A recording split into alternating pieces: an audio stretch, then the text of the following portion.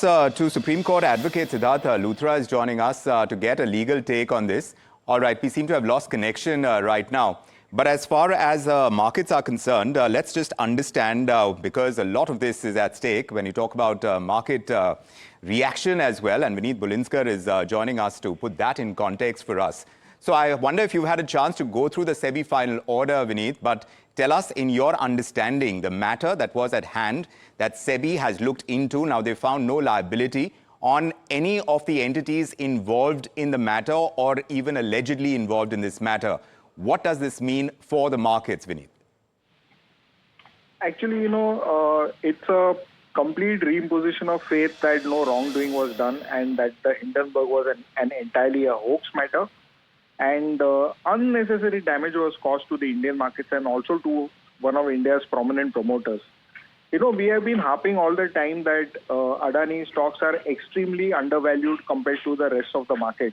And it is my opinion that, we will see some very strong market action, especially in the Adani Group stocks. There are almost 7 entities which are listed.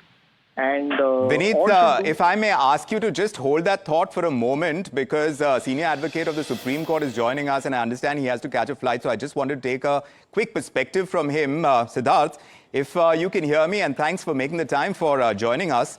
I was just asking the same question from a market perspective, but when you look at the legal case that there was, and now SEBI has investigated and there has been no allegations that could be established is what the report says. So is this a conclusive exoneration where the Adani Group is concerned in the legal sense? Yeah, I believe so. I would say that SEBI being the market regulator, SEBI being the domain regulator, it is a great shot in the arm for the Adani Group to get this detailed exoneration from SEBI, because to my mind that's really within the jurisdiction of India. It's the last word on the subject. And therefore I think it's a happy day for the Adani Group. They should be rather satisfied with what they've got. So on the one side, we're talking about Adani Group and this SEBI investigation and the final order that we're looking at. But does it show regulatory robustness as well when you're talking about SEBI and the way and manner in which this was conducted? Look, SEBI is a body which is regulated by detailed rules and regulations. There's a statute in place. And therefore, always keep one thing in mind.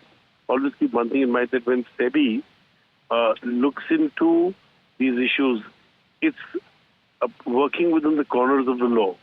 And therefore, you have now a finding which I believe, and I've not seen the report yet, would be within the corners of that regulatory framework, which shows that our system does work. So robustness, the rationale of the reasoning is yet to be seen, but the fact that there is a report is something for the Adani Group to share about. The report, of course, will have to be seen and scrutinized as time goes by to see whether they have left anything. So normally, I would believe that SEBI tends to do a fairly comprehensive job. Also,